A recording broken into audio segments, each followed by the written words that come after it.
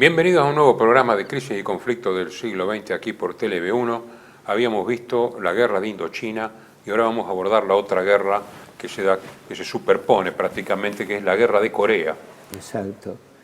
Sí, explicábamos en el programa pasado justamente que el desemboque de la Guerra Fría en guerras convencionales locales está marcado fundamentalmente por la Guerra de Corea. Pero hemos relevado también la importancia de la Guerra de Indochina, porque realmente terminaron en guerras convencionales. Ahora, la naturaleza del problema de Corea fue especial. No sé, intento resumirlo. Sí.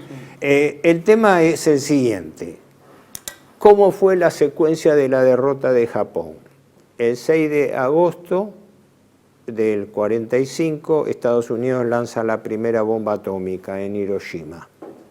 El día 8, la Unión Soviética, que había permanecido neutral frente a Japón, larga una operación demoledora, se llamó Tormenta de Agosto, ¿no?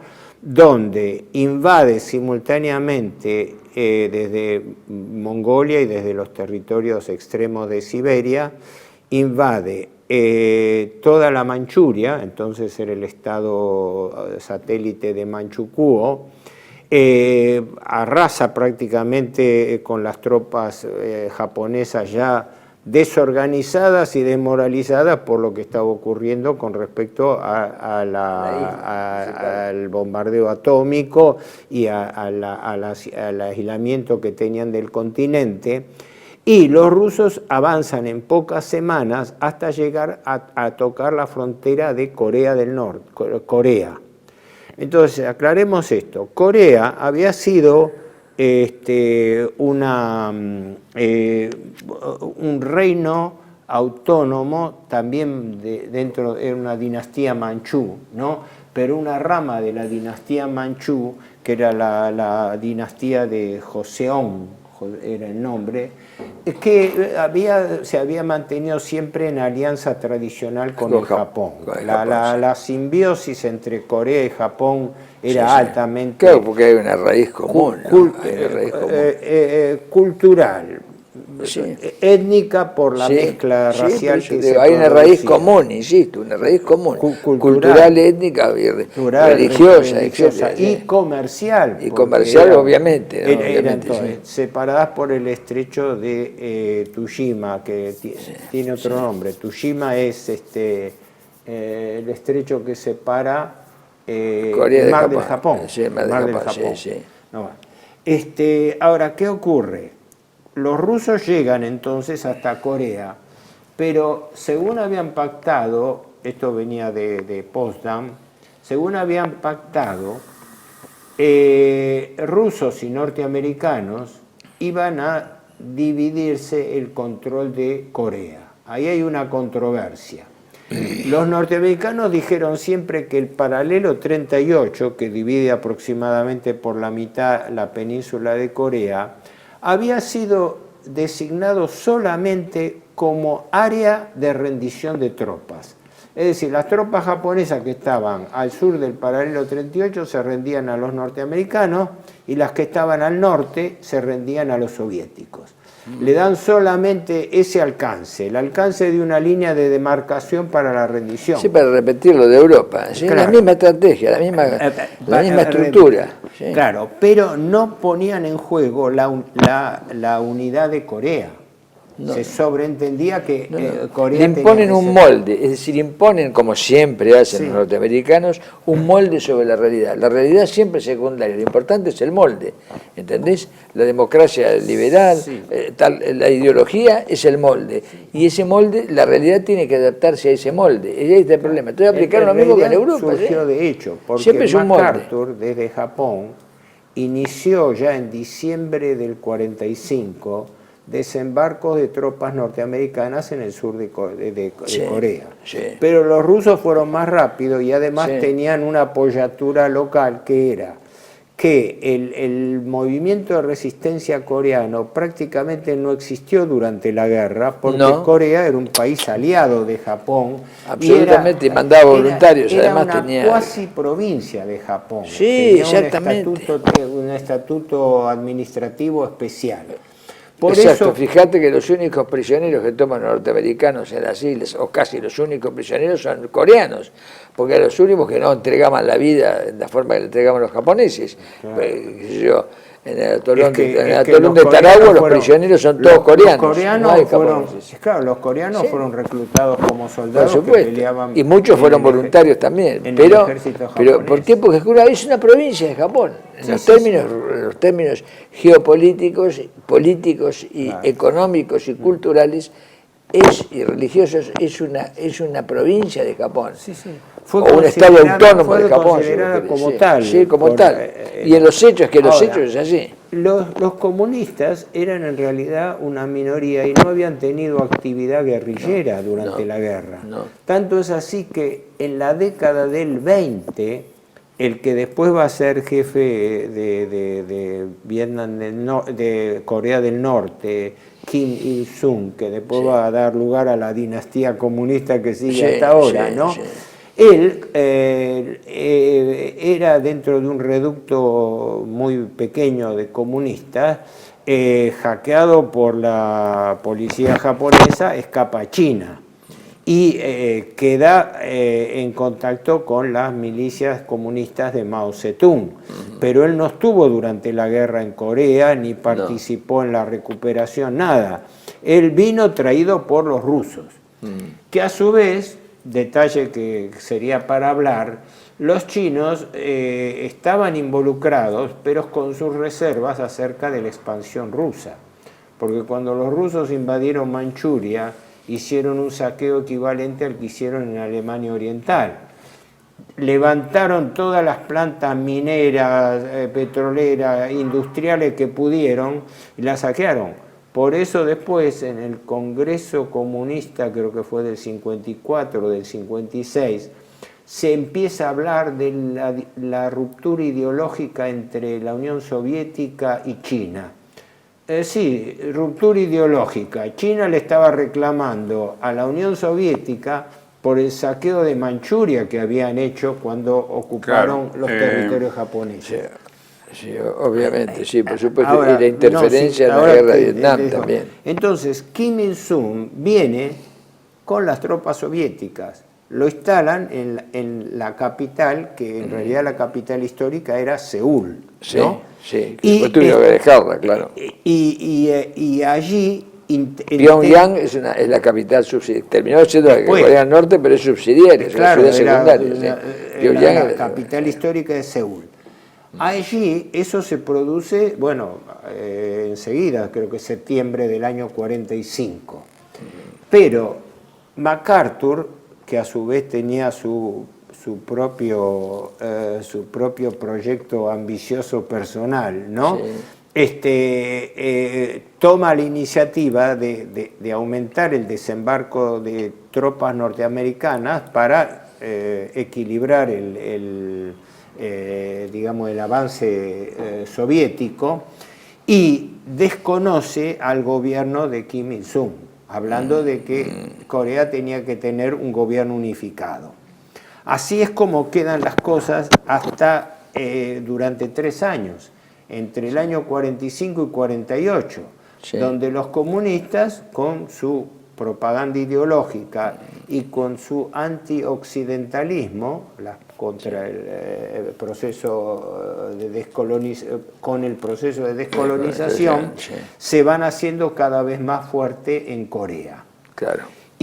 Pero más por lo del colonialismo que por lo del comunismo. El comunismo es subsidiario ahí. Es claro, porque incluso el comunismo coreano, como había pasado en parte con Ho Chi Minh, pero el comunismo coreano era sui generis, como lo sigue siendo hoy en día. Hoy lo sigue siendo, claro. Era un comunismo dinástico, un comunismo muy raro, muy raro. Impuesto. Es raro encontrarlo en Marx a eso, ¿no? En Marx difícil encontrar en Marx algo que se parezca a Kim Il-sung o a la Corea del Norte. Entre el 45 y el 48 se produce todo un proceso de reordenamiento, incluso de cambio poblacional, hasta que se convocan las elecciones, porque la división de hechos se había producido en el año 45.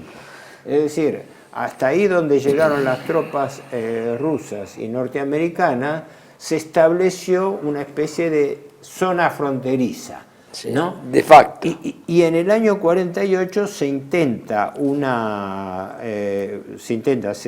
hacen elecciones, se convocan para determinar la unificación del país. Y allí los comunistas toman la delantera y se afianzan más que en Corea del Sur, ¿no? Si bien Corea del Norte tiene menos población que Corea del Sur y es más débil, mientras que los sectores más industrializados... Estaban en el sur porque era más cercanía con Japón, más cerca de Japón, más claro, como pasa hoy en día.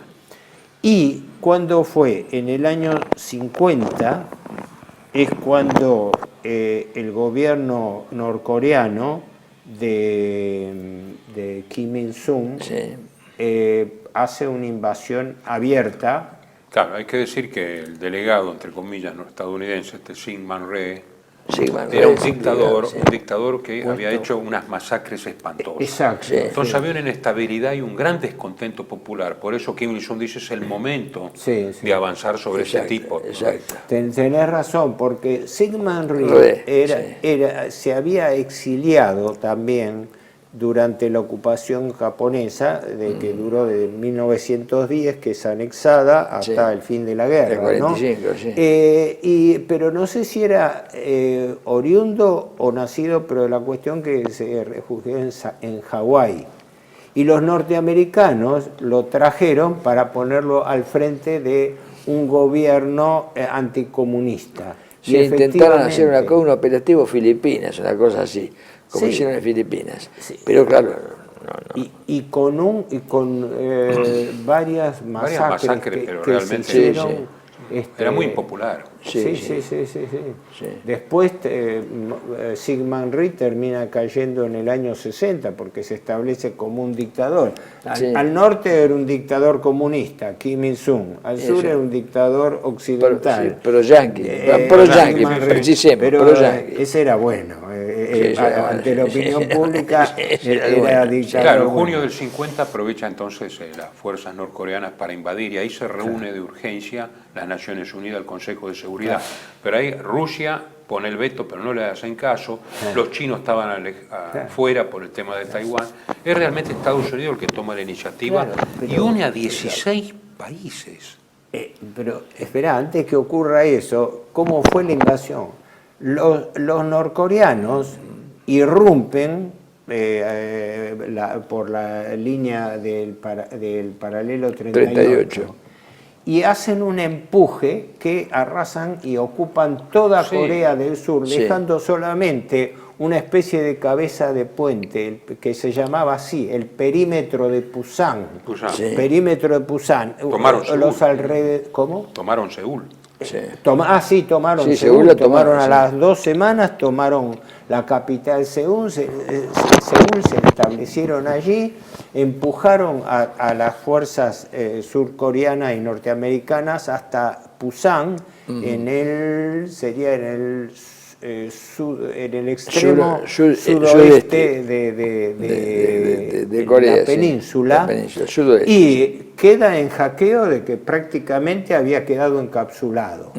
Ahí es donde interviene MacArthur, porque MacArthur se jugaba no solamente la postura norteamericana, sino se jugaba también su capacidad para controlar la situación en el Extremo Oriente. Seguía siendo jefe de toda la fuerza americana. Exactamente, era Supermac.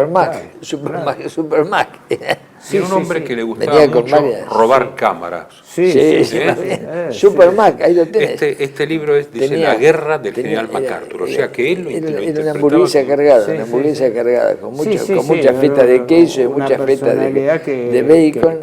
tenían visiones políticas declaradas. De hecho, fue nombrado gobernador de Japón por encima del emperador Hirohito. Así que más.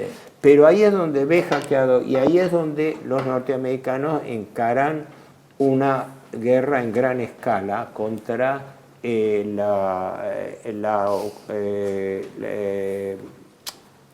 para liberar, para desde el perímetro de Pusan encarar una contraofensiva, ¿no?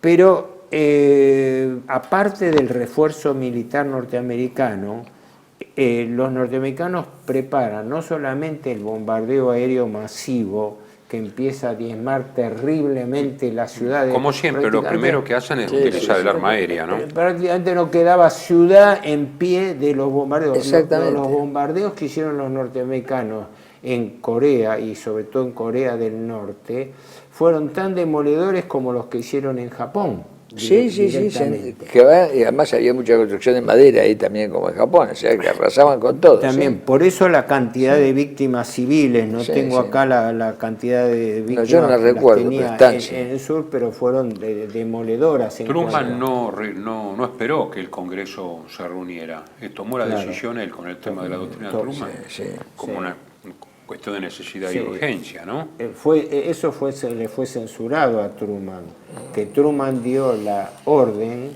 En realidad se diría que Truman convalidó la acción de MacArthur. No, en principio no lo pudo sofrenar. Pero la campaña, no sé si lo vamos a ver ahora en el segundo bloque. Pero los roces estaban ya planteados. La campaña de MacArthur llevó al enfrentamiento con Truman. Sí, ¿no? era inevitable. Sí, lo estamos viendo. MacArthur quería seguir avanzando y ocupar toda Corea, eso es lo que quería, sin respetar ningún límite ni nada. Y Truman le imponía los acuerdos secretos. Hasta el fin de la guerra, que con nombres muy difíciles, una serie de batallas de ida y vuelta con nombres muy difíciles a lo largo de toda la guerra. No, pero hubo algo fundamental, algo determinante, que fue lo siguiente. Los norteamericanos efectivamente encaran una serie de ofensivas focalizadas en el sur. Pero la maniobra, digamos así, clave y más audaz de MacArthur fue el desembarco en Incheon. Fue una especie de Anzio de Corea, ¿no? Porque es una bahía, el desembarco en Incheon queda cerca de Seúl, creo que era 30 kilómetros de Seúl. Y entonces los norteamericanos desarrollan allí uno de los desembarcos más grandes el más grande de la posguerra probablemente. ¿no? Tanto que es el comentario, que lo voy a hacer de nuevo, no sé si lo dije en la otra parte, que los voluntarios franceses que estaban ahí, los que había mandado Francia, que eran voluntarios, pero por supuesto formalmente enviados con uniforme francés, los legionarios, que habían peleado en Rusia, porque habían sido voluntarios de la CSS en Rusia, y estaban allí y decían, cuando veían el desembarco de material de MacArthur quedaron sorprendidos y dijeron, con esto nosotros hubiéramos llegado de Moscú hasta acá por tierra. Una forma de decir, pero sí, claro, quiere decir que la proporción de material, la contraofensiva, no había una resistencia como Nancio la hubo, fue rápido. Pero la proporción de material, por eso, la proporción del material que había desembarcado era gigantesco, era para tomar no solo Corea, sino Manchuria y la península de Sakhalín también. Que la contraofensiva norteamericana fue tan poderosa y tan demoledora, no solamente por el bombardeo aéreo, sino porque con una apoyatura aérea total y sin resistencia, y la flota, la séptima flota, en Incheon. La séptima flota cañoneando como en Normandía, digamos, el acorazado todavía estaba como arma. Los norteamericanos tenían la estrategia del bombardeo aéreo y el bombardeo naval, por lo cual era... Se repite lo de la Segunda Guerra. Sí, se repite mal. Pero ahora, quisiera decir brevemente, ¿no? Porque necesitaban legitimar todo esto y las Naciones Unidas genuflexamente, digamos, adhirieron. Australia, Bélgica, Canadá, Colombia, Filipinas, Francia, Grecia, Países Bajos, Nueva Zelanda, Luxemburgo, Reino Unido, 16 países. Unión Sudafricana, Etiopía, Turquía y Tailandia. Sí. Los chinos nacionalistas pidieron a combatir, pero dijeron no, porque ya ahí entramos en conflicto directamente con China. Sí. Y fueron a pedir a la Argentina, Sí. después que entraran en guerra en nombre del mundo libre, etc. El general sí. Perón les dijo, cuando hace unos años ustedes le regalaban un sable de oro a Stalin, nosotros ya éramos anticomunistas. No se trata de vencer militarmente, sino de tener una doctrina social mejor. Exactamente. Creo que como anécdota sirve. Es ilustrativa de esta, ¿no? No sé si tenemos que hacer un alto ahora sí, altamente y seguimos con la ofensiva de MacArthur. Continuamos después.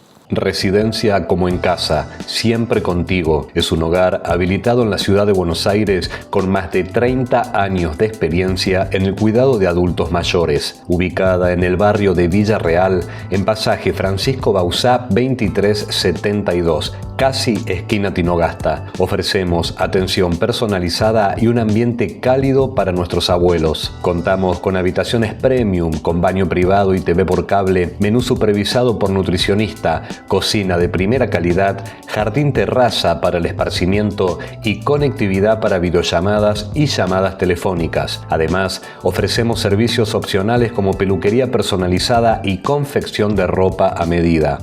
Comunicate al 11 50 35 15 25. En Como en Casa, el bienestar y la comodidad de nuestros adultos mayores es nuestra prioridad. Los esperamos.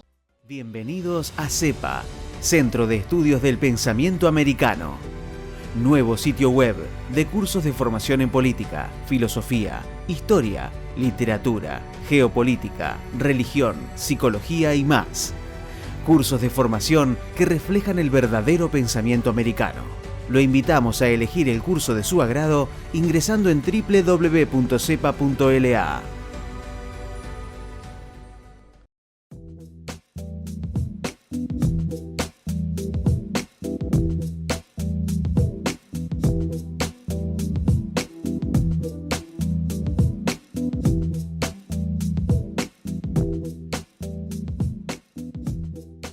Decir siempre la verdad primero tiene un precio. Dependemos de tu ayuda. TLB1, toda la verdad primero.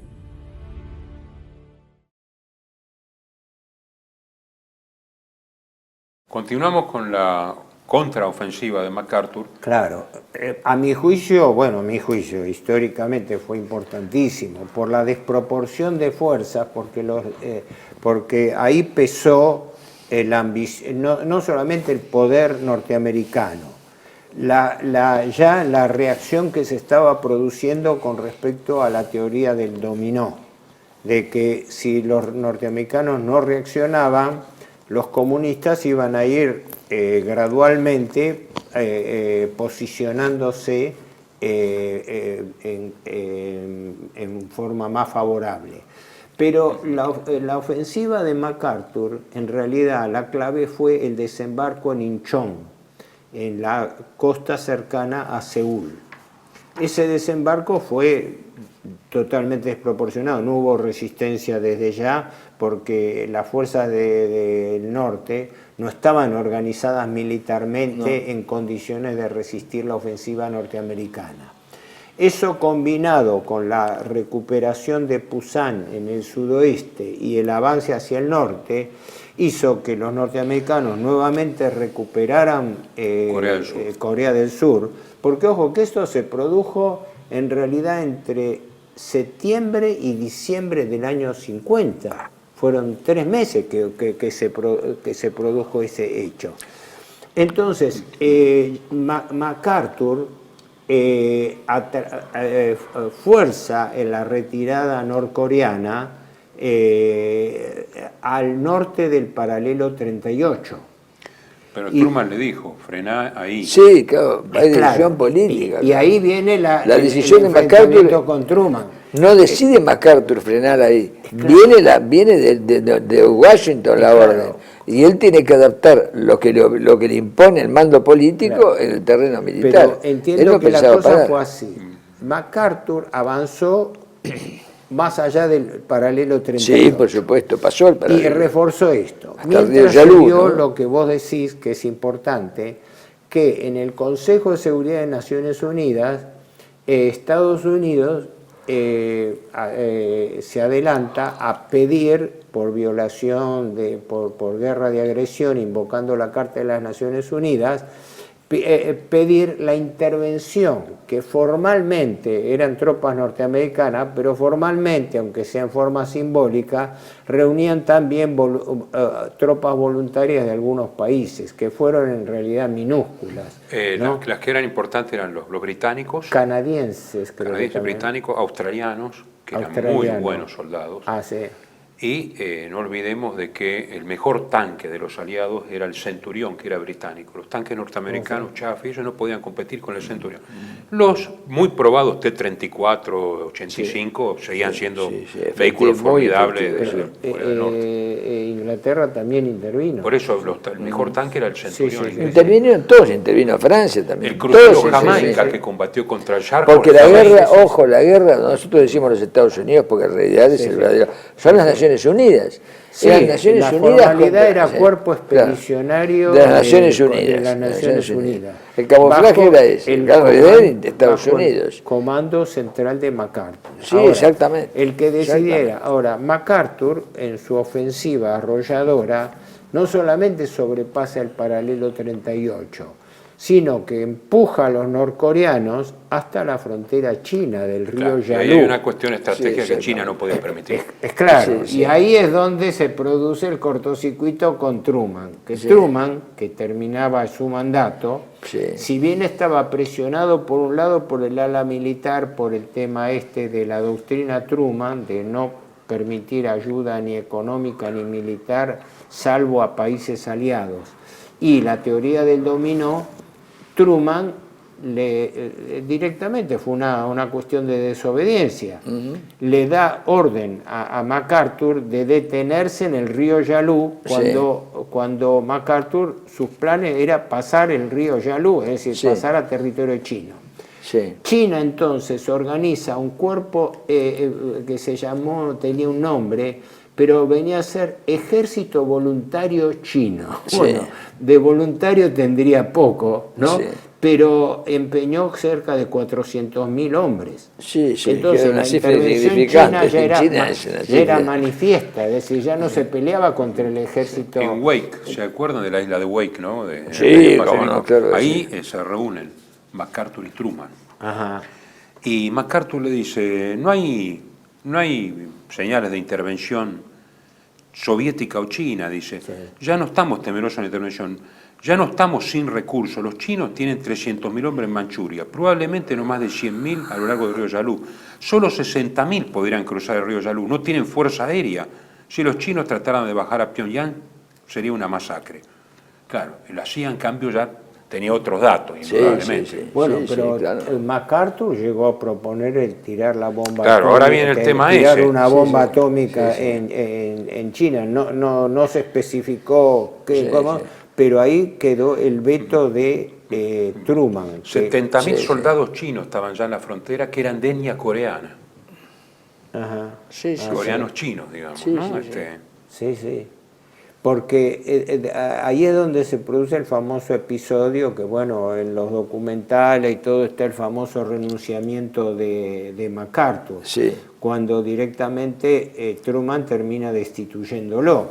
Lo que pasa es que no era solamente tomar una decisión, era qué estructura de poder lo respaldaban o no. China compromete a la Unión Soviética. Mao le pide a Stalin ayuda, y Stalin prudentemente no manda tropas, pero manda aviación. Manda aviación. Manda el MiG-15. Y manda tanques.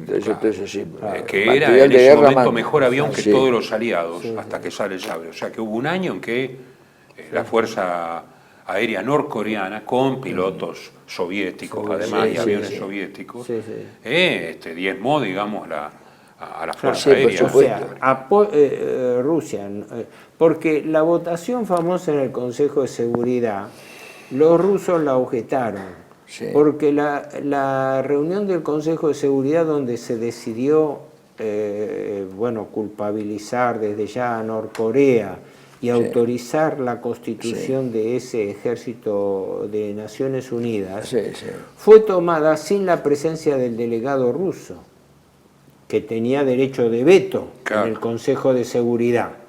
Y los rusos indicaron que allí hubo una anomalía, una irregularidad, o por la forma en que fue convocada, o por la forma en que fueron tomadas las decisiones. Por lo cual Rusia nunca reconoció la validez del ejército expedicionario de Naciones Unidas, pero no tuvo tiempo a utilizar su veto en el Consejo de Seguridad.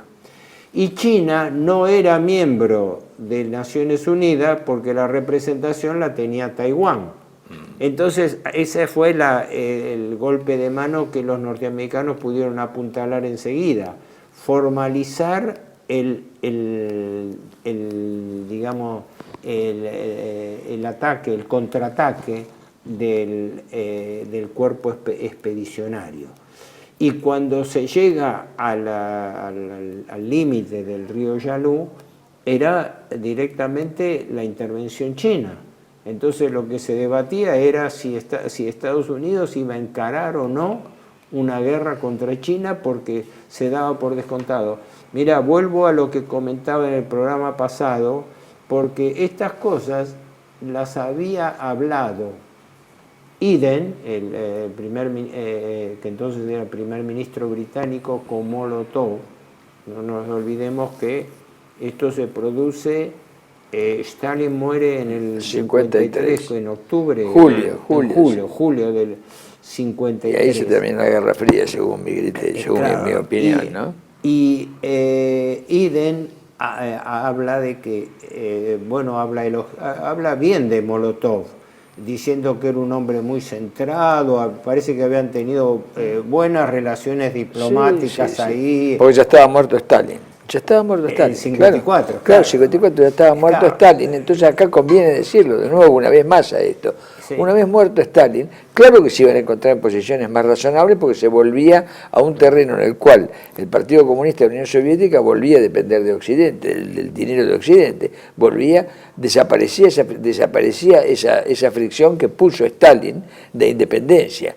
Stalin buscaba la independencia, y de esto ya no. Entonces, lo que pasa es que, como todo, cuando se corta el agua caliente, uno se lava las manos con agua caliente todavía hasta que se enfría el tanque, ¿no? Sí. Entonces, se murió Stalin, no se enfrió el tanque en un año, tardó unos años, pero si ya estaba cortada el agua caliente. Esa es la realidad. Termina Stalin y cambia la estrategia, cambia totalmente. Porque antes, en el 51, había habido dos grandes triunfos chinos, Chonghon y Chosin. Sí. Ahí cuando MacArthur pide 22 bombas atómicas. Sí. Truman. Lo echan, lo tiene que echar. Me parece lo echan, pero salió por la puerta. Dos se ofrece en Indochina. Sí, claro, sí. Pero también, aquí está el dato. Pero acordate, MacArthur cuando se retiró, a pesar del problema 26, que tuvo contra la doctrina Truman y contra la gente que lo rodeaba a Truman, porque no era solamente contra Truman, sino el think tank, como se dice ahora, que lo acompañaba a Truman, a pesar de todo eso, cuando termina lo sacan con todos los honores y lo nombran gerente general de la General Motors, pero en su casa. Podía disfrutar de una sinecura de por vida, que así fue, hasta que se murió, disfrutó de ser gerente general ad honorem de la General Motors y cobraba sueldo. Yo recuerdo haber visto, se puede rescatar el famoso discurso que él da ante el Congreso norteamericano, ¿no? Donde, termina su expresión, dice, ante, no sé cuál es la expresión exacta, pero dice, ante las directivas, dice, este viejo soldado, dice, cumple órdenes y se retira, como diciendo, él dice. Si dejó de ser el general MacArthur para ser el General Motors. Aparte de las compensaciones que haya o no recibido, el tema es que ya había perdido Truman las elecciones frente a Eisenhower. Sí. Entonces cambiaba el gobierno y venían los republicanos. Sí, que también estaban mal con MacArthur, porque MacArthur y Eisenhower eran rivales. Claro, toda la guerra. sí. habían sido los rivales, uno el señor del Pacífico Claro. y otro el señor... Y la amargura de MacArthur es que solo puede ser presidente de la General Motors porque su intención era ser presidente de Estados Unidos, no nos engañemos. Sí, él Por el tenía bando ambiciones probablemente por el bando, políticas probablemente curioso, por el bando Pero republicano. después de estas dos batallas, dicen que la retirada del 10º Cuerpo de Ejército de Estados Unidos fue la más ¿Eso penosa. cuándo fue? ¿En el 51 ya? Eso fue el 15 de junio del 51 en adelante, dice, ante la retirada, ante la ofensiva china, esa retirada que fue una de las más sangrientas y largas en la historia norteamericana. Sí. O sea, China hubo ofrece la paz y las Naciones Unidas se niegan. Sí. Es Eso decir, es que muy, querían eso es muy continuar. curioso, ¿no? Además fue muy sufrida, ¿no? La ONU redobla, ¿no? Lo que pasa La es que retirada China esa, muy salía de una sangrienta, guerra sí, civil sí. y tampoco estaba interesada en involucrarse en una No, guerra mundial. No, aunque tenía, potencia atómica. claro, pero tenía la capacidad militar, digamos, militar guerrillera de hacerle un infierno en Corea. Si lo hubieran querido, hubiera hecho. Sí. Ahí hubo un acuerdo secreto que nosotros hasta ahora, yo no lo sé, si lo supiera lo diría, no sé, pero ahí hubo un acuerdo secreto porque evidentemente Mao podía, con un pequeño guiño de Stalin, sin meterlo a Stalin, haberle armado una guerrilla infernal dentro de Corea. Infernal, Pero los tenían, chinos mismos fueron prudentes. Sí, por eso mismo. Mientras que la ONU pasó redobló ahí? la apuesta. Sí, ¿qué pasó ahí? Fue la mujer de Mao Zedong, Xianqing, que admiraba tanto a... Xianqing se llamaba, ¿no? Lo ¿No se que llamaba quedó así? claro fue que admiraba tanto a Hollywood y a los Estados Unidos, y sería eso, no sé, algo pasó, no lo sé, si yo lo supiera lo diría. Una no cosa lo es sé, también pero- que MacArthur se había pero- entrevistado con Chiang Kai-shek a espaldas de Truman, ¿no? Sí. O sea, estaba bueno, teniendo sí, había- demasiado sí, vuelo. eso Tenés es el razón, frente de los- demasiado bueno. Exacto. Sí. MacArthur estaba en la idea de una ofensiva desde Taiwán contra territorio chino. O sea, Sí, quería la guerra MacArthur era el internacional. partido de la guerra. En ese Sí, momento sí, era el sí. partido de la guerra contra China. Sí. Bueno, el gobierno norteamericano, Sí. digamos, la opinión pública en general no estaba para nada dispuesto a eso en un momento en que al año la opinión pública no, cierto que la Unión Soviética tenía también Claro. la bomba atómica. Sí, claro. O Hay sospechaban. 2 años de estancamiento, julio del 51, julio del 53, porque no la podían unificar por la fuerza, Sí. habían llegado a una especie de stalemate, como dicen, de empate, Sí. de tablas, y Que en realidad yo cuando analizaba esto, entre el 51, comienzo del 51, y hasta que se llega al armisticio de Panmunjom en el 53, prácticamente ahí la guerra se desinfló. Sí, claro. Fue más un Claro. tironeo de negociaciones que Exacto. una guerra abierta. Las operaciones se produjeron violentamente en el 45. ¿Cuál es con la voluntad? Exacto. irrupción de Corea del Norte al sur, la reacción norteamericana, el avance hasta el río Yalu, y una vez eso, el descabezamiento de MacArthur y consecuentemente el establecimiento de 2 países, porque eso no estaba previsto, es decir, Corea fue dividida como Vietnam, ¿no? Que se estableció un gobierno en Corea del Norte controlado por una dinastía Y comunista. todavía está en esa situación. No sabemos cuándo se va a resolver y eso. una república en el sur apuntalada por los Estados Unidos, que es en realidad mucho más fuerte, no solamente por el tema económico, el tema de respaldo político, sino también poblacional. La Corea del Sur es mucho más poderosa económicamente que Corea del Norte, pero Corea del Norte hizo progresos militares extraordinarios, incluso con el tema actual del nieto de Kim Il-sung. Kim Il-sung, después vino el nieto de Kim Il-sung, y ahora el nieto, que es un tipo joven, que aparentemente es un tipo bastante equilibrado, más allá de que la opinión pública esté en contra, pero me refiero a que los Estados Unidos encaran en Corea una verdadera experiencia de ayuda económica que es la que da lugar a que, junto con Japón, porque en realidad Corea no puede desentenderse de Japón, primero, histórica, cultural, técnicamente. No. Entonces, en Corea se reproduce el mismo fenómeno que Japón. Sí, Los exactamente. Estados Unidos... Y la pregunta es si el gobierno de Corea del Norte no lo pensó a eso ya hace mucho tiempo, porque a mí me da la impresión que el gordito que tiene cara de nalga sonriente, ¿no? El actual presidente de Corea del Norte, si en realidad no está buscando eso, ¿no? Con el apoyo restricto de China atrás, ¿no? Por más que han querido presentarlo como un peligro para la paz, no lo es. La postura de Corea del Norte no, porque hay que tener presente lo siguiente, que después la evolución política en Corea del Norte no estuvo dependiente de China, sino estuvo más ligada a su apuntalamiento con la Unión Soviética y después con Rusia. Hoy, no nos olvidemos que hace pocas semanas, uno de los primeros viajes que hace Putin al exterior dentro de su movilización es a Corea del Norte, donde es recibido con todos los honores y firma una serie de acuerdos, porque eso es histórico. Corea del Norte... Y lo mismo pasó con Vietnam en el sur. Tienen la resistencia ancestral contra los chinos, contra la hegemonía china. Entonces buscan apuntalarse en una potencia de equilibrio. ¿No? De allí que los intereses chinos nunca fueron a la par de los rusos. Algún día habría que explicar mejor esta situación que lleva a que países comunistas o sedicentes comunistas, si se llaman a sí mismos comunistas, resultan ser más supercapitalistas que el mismo capitalismo occidental. Ejemplo, no sé si Corea del Norte, eso que me lo conteste un economista, pero sí Vietnam.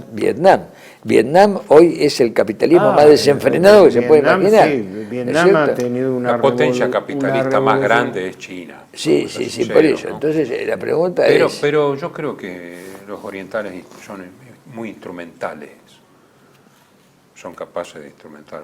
Y la llevan muy bien, lo llevan muy bien. Sí, además ellos usan o el Tao o Confucio. Por eso los norteamericanos en el 45, lo vuelvo a repetir, buscaban desesperadamente manuscritos de alquimia china y de taoísmo y de confucianismo para entender eso que ellos no lo entendían, porque era tema de especialistas, de estudiosos.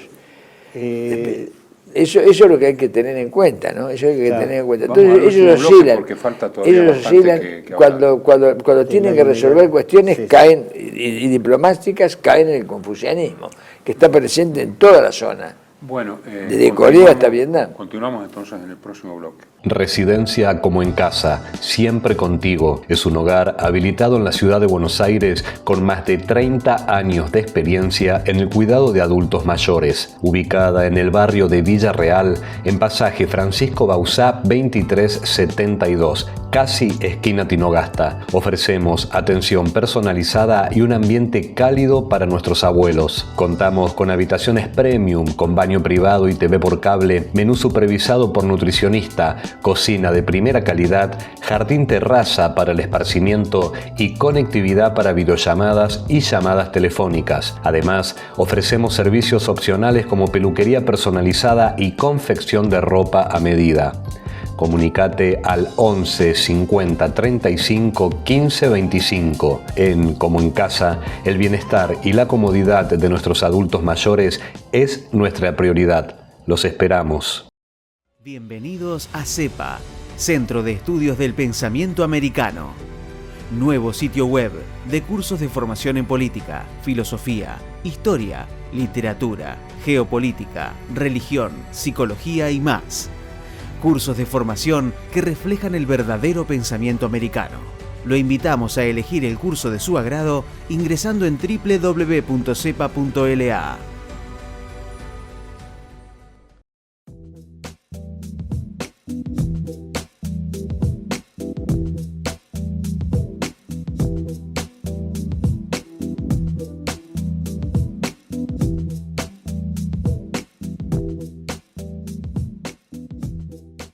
Decir siempre la verdad primero tiene un precio.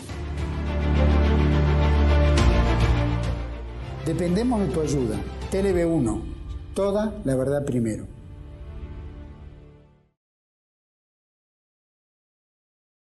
Continuamos entonces con las consecuencias de Corea. En realidad, ¿cómo terminó la guerra primero? Tendríamos que decir, porque, permíteme, se dio, a mi juicio, un periodo de relativa calma entre el año 51 y 53, porque después que hubo este flujo y reflujo, es decir, primero el repliegue surcoreano, luego la contraofensiva de MacArthur que hablamos antes, y luego la estabilización, ¿qué es lo que se llegó? A una situación de empate donde ninguna de las dos fuerzas estaba violando la zona fronteriza de la otra sobre la base del paralelo 38. Y ahí es donde se encaran las negociaciones, que en realidad las negociaciones eran entre Estados Unidos y China, fundamentalmente, ¿no? Porque los chinos, si bien no intervenían formalmente, tenían, como hemos dicho, un cuerpo expedicionario allí, supuestamente de voluntarios chinos, creo que se llamaba así, Ejército Voluntario de Liberación, eran 400.000 hombres que tenían más.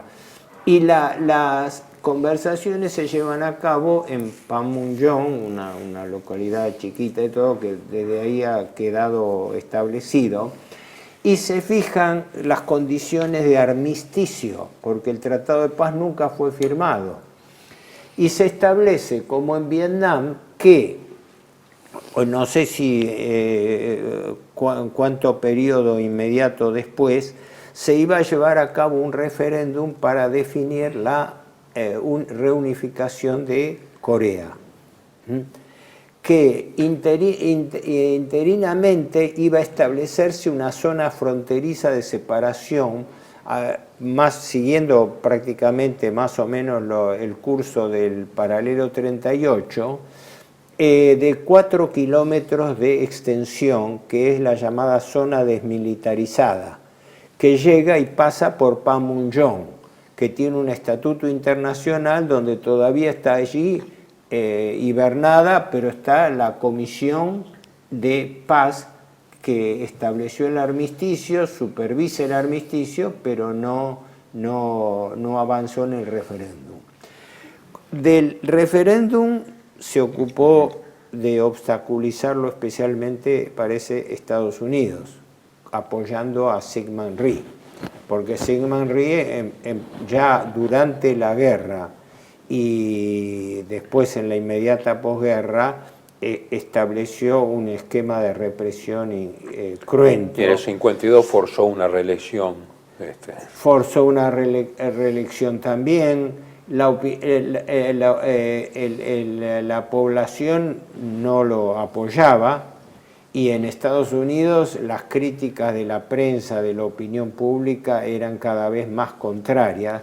Tanto es así que Syngman Rhee termina al final en el año 1960, porque él fue dictador desde que lo imponen los norteamericanos en el 45 hasta 1960, que se exilia en Hawái y deja lugar al general Park, ¿no? Que es el que encabeza el golpe de Estado contra el gobierno. Park Chung-hee, ¿no?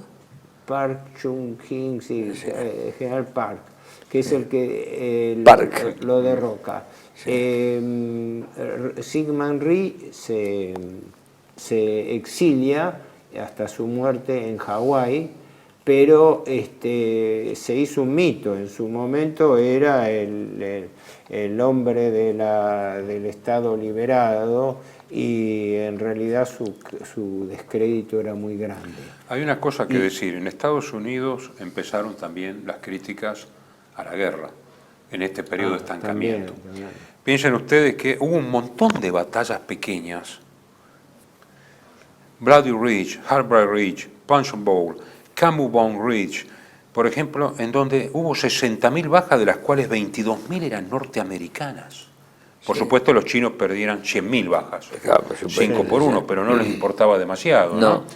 De septiembre a noviembre del 52, las batallas de las colinas, White Horse Mountain, Old Valley, Sniper Ridge, Capitol Hill, Triangle Hill, 10.000 hombres norteamericanos, 15.000 chinos. Entonces, todo esto, ¿cómo lo compensaba Estados Unidos? Con bombardeos terribles masivos, B-29. Fíjense el dato, Estados Unidos lanzó 635.000 toneladas de explosivos sobre Corea y 32.557 toneladas de napalm, más que todas las bombas de todos que cayeron en el Pacífico. Claro, en vos la Segunda Guerra. este comentario te lleva a la siguiente reflexión. Esto es el fracaso de un sistema total, un fracaso que está anunciado, un fracaso total de un sistema, Horacio. Esto es un fracaso, ¿cómo es posible? Superioridad numérica, superioridad militar, superioridad política, porque tenés las Naciones Unidas en tus manos y vas a ese fracaso que tenés que arrasar con bombas e incendiar poblaciones, evidentemente hay un fracaso. Es más, si no vemos esto, no, es ¿de qué más, sirve liquidar todo el esto? sistema de irrigación de 422.000 acres ¿te das de cuenta? plantaciones de arroz Claro, para así genocidio, hasta llegás al genocidio para ganar la una presa guerra de Chazán, la presa de Cubán, sin techo, y el bombardeo de las 5 represas y las inundaciones siguientes amenazaron a todos los millones de norcoreanos con el hambre. Exactamente. Gracias a China, a la Unión Soviética y a otros poderes socialistas se pudo evitar Por una eso, hambruna generalizada como la de Bengala. Exacto, apuntás a un genocidio. ¿Con qué objeto? ¿Cuál es el objeto? China ¿Cuál es el tuvo que objeto? subentrar a suministrar arroz de emergencia. Falleció entre el 12 y el 15% de la población de Corea del Norte. Está estimado unos 2,5 millones de muertes civiles. Ahora, los norteamericanos y los coreanos del sur y sus aliados tuvieron aproximadamente 800.000 bajas, tomando muertos, heridos, desaparecidos. También estuvo el problema de... ¿Cuánto estuvo Estados Unidos? ¿Cuántos muertos tuvo? De Estados Unidos en de las particular 800.000 no lo bajas. tengo, es en De las conjunto. 800.000.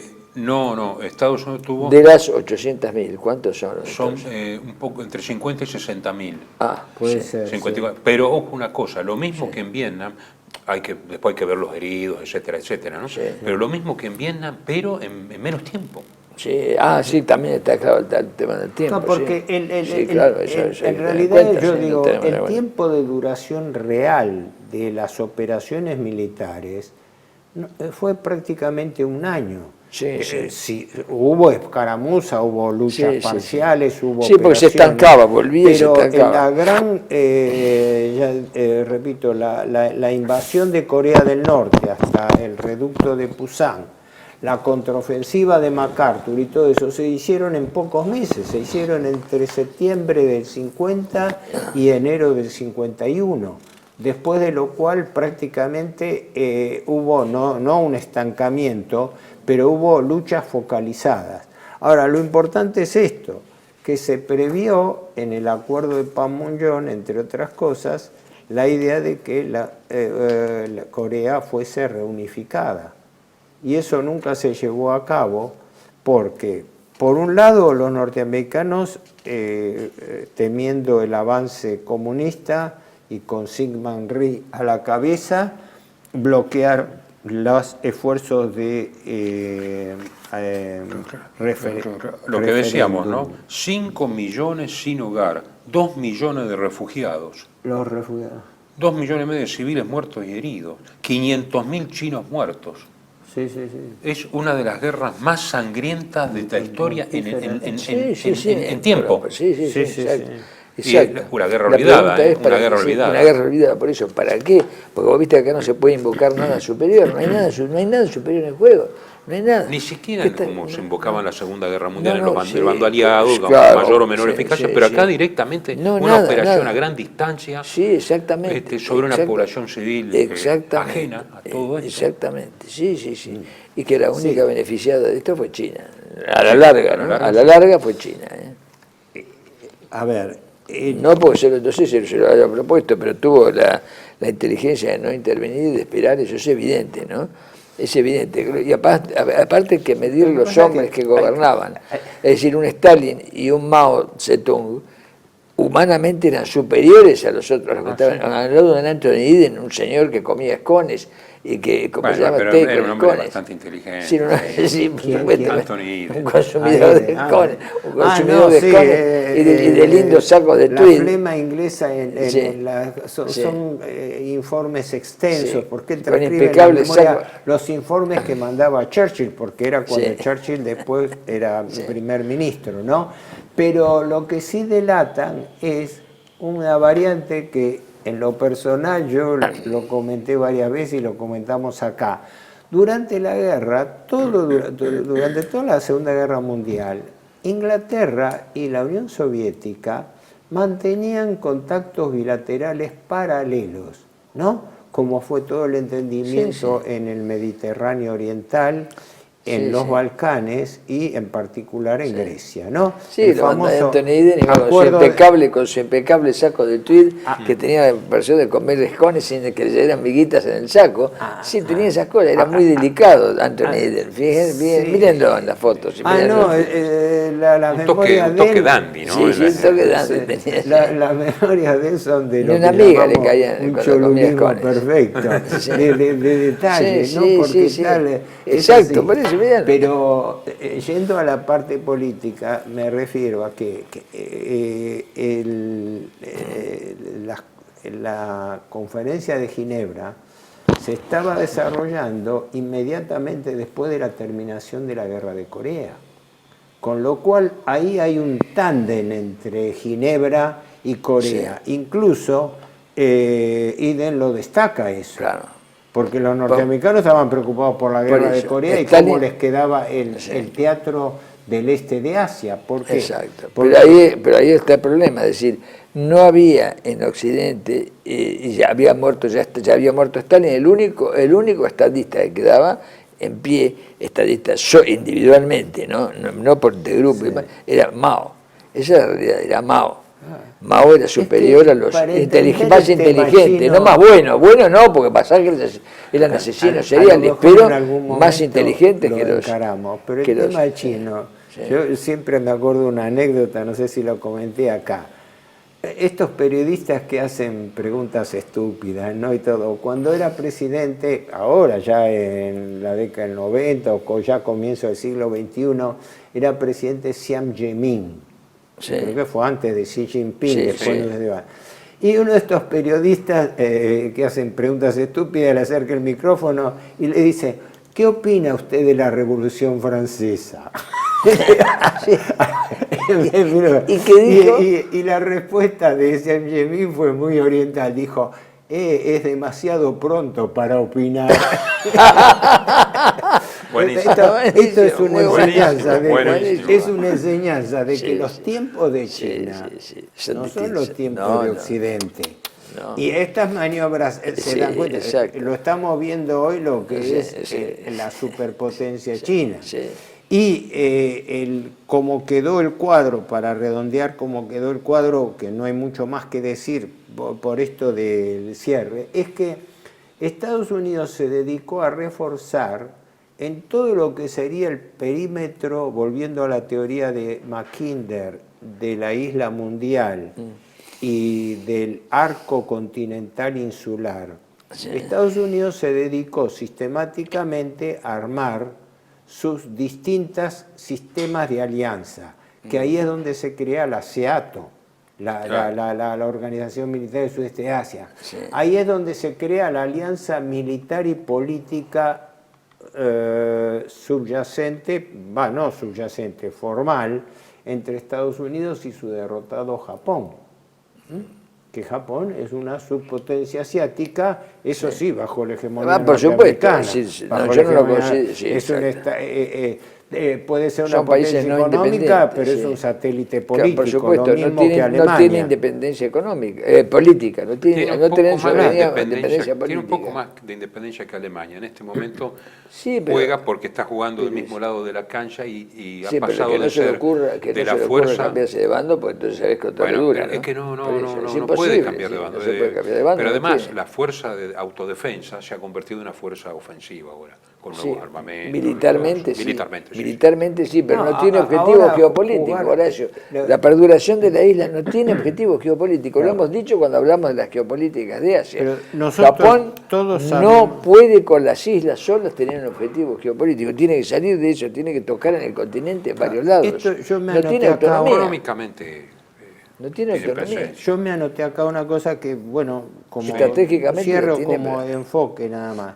No nos olvidemos que esto se produce en el interreño que va de la transición. Partido Demócrata, que había controlado todo el proceso político norteamericano desde la década del 30 con Roosevelt, a la transición del Partido Republicano. Es decir, Eisenhower asume en noviembre del 52 y él encara una política de paz y es factor del armisticio de Panmunjom. O sea que en ese momento lo que se estaba verdaderamente estableciendo era el acuerdo formal el acuerdo formal de Yalta, de que las dos potencias se dividían administrativamente sus áreas de influencia en el mundo, pero no desaceleraban el conflicto y por ende el famoso peligro de la Tercera Guerra Mundial cada vez se fue diluyendo más. Claro, ¿Mm? claro. Este fue una demostración de cómo se desaceleró y se desinfló la guerra de Corea. Y los norteamericanos que recuperaron Corea del Sur, no puedo decir con ayuda norteamericana, pero sí con el permiso norteamericano. El que estudia eso bien es el doctor Eduardo Conesa, que explica cómo los Estados Unidos a los países dominados o satélites como Japón, Alemania, y menciona también el caso de Corea del Sur, le estableció condiciones más laxas de manejo del tipo de cambio, economía concentrada, superconcentración económica, porque el desarrollo económico de Japón como el de Corea están basados en una fortísima concentración económica industrial, ¿no? Y consecuentemente su levantamiento como potencias. Esto Sí, lo que se ha dado a llamar países llave. Todavía hoy en día perdura ese concepto geopolítico. Un país llave de una potencia es un país que es vicario en el área. Claro, en el área. En el área. La teoría del subimperialismo, que fue lo que Claro. también se habló en América del Sur con Brasil. Claro, Es también era un país llave. Los norteamericanos siempre jugaron a lo mismo, a dejar un país satélite subimperial, por así decirlo, en el área determinada. Brasil yo creo que ahora ya... ¿Cómo? Brasil ha escapado. Ahora de eso. no, ahora ya es distinto, porque no violentemos la regla metodológica histórica. Los hechos hay que analizarlos de acuerdo al contexto que se daban en su tiempo, ¿no? Esta lucha de ambiciones de MacArthur y todo era un problema del momento, no era un problema pero donde sí se decidían cuestiones muy graves en materia de expansión geopolítica, porque a su vez MacArthur es un paradigma del partido de la guerra, del partido que pretendía... Claro. Bueno, creo que más o menos hemos cubierto el tema. muy bien, hemos terminado el programa, será hasta la próxima.